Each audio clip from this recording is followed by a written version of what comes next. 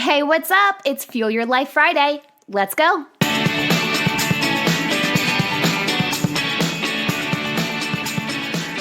This past week's episode was all about the 1111 portal or gateway. I mentioned in that episode about asking for signs and guidance. I know this wasn't the first time that this has been mentioned on the show, and I probably should have done an episode long before now, but we're here now. Oftentimes, we ask the universe, God, or the angels for a little guidance or a sign that will just show you what you need to do. But here's the thing. If you ask the question, you've got to pay attention for the answer.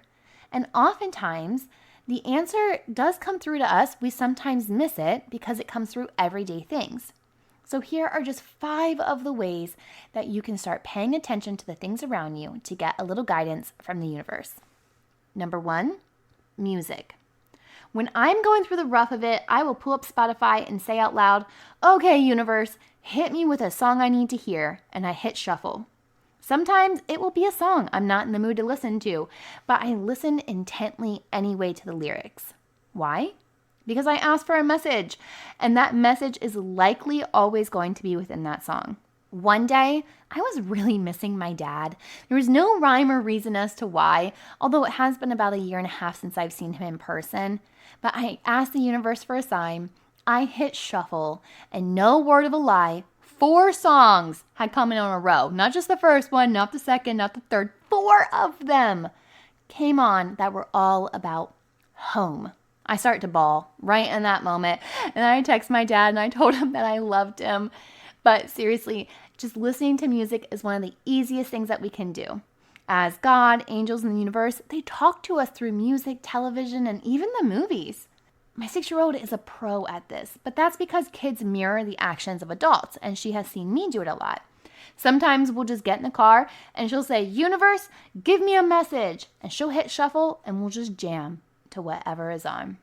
Number 2, numbers. We talked about 1111 on Wednesday's episode, but different numbers show up for different people all the time. Some weeks I notice 444 or 44. Other times in my life, I see more of a sequence of numbers consistently showing up, like 123 or 456. These show up everywhere from when I'm looking at my phone at that time or getting into my car and I see the mileage ends in those digits, or my receipt from a purchase has those digits. So when you ask for a sign and you start noticing a particular number show up, do a quick Google search on that number and just see what pops up. But also, when you are doing a Google search on anything, lean into what resonates. We know that there's a lot of fluff on the internet. I tend to personally search angel number and then the number that I'm trying to look up to understand the angelic meaning of that number. But oftentimes it does align with the numerology meaning. So in general, pay attention to your numbers. Number 3, nature. Nature is an amazing way to connect. I'd go as far to say that Mother Earth is a level of divinity all in herself. The signs that come through nature can vary. A friend of mine recently saw 2 scorpions in her home. She had lived in that area for many years, never seeing a scorpion, and then one day she sees 2 of them. She said she knew it was a sign. She did a quick Google search and read that the spiritual meaning is about protection and that it's a good time and idea to weed out people in your life who don't have the best intentions for you. She told me that it aligned with some of the events happening in her life. For me, I see cardinals or bluebirds often, but the other night I saw a deer under the full moon, which is pretty rare in Florida. But being under the full moon, it felt way more magical and mystical. And when I looked that up, it's really about standing in your power and in your truth. Number 4, repeated messages. Have you ever been having a conversation with someone and they just drop a good old truth bomb on you, and then later that day or week, you seem to see or hear the same message everywhere you go? Well, here's your sign. Those repeating messages are with reason, and I encourage you to really start paying attention to them, to lean into them.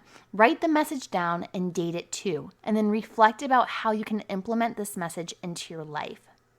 Number 5, dreams. Yes, dreams. Now, I know dreams are highly debated, but it's said that if you remember your dream, it wasn't just a dream, it was a message. I tend to believe that. Again, my personal belief doesn't make it right or wrong. Go with what resonates with you. But many times when I ask for a sign, I'll ask for it to come through in my dream. I did this not long ago.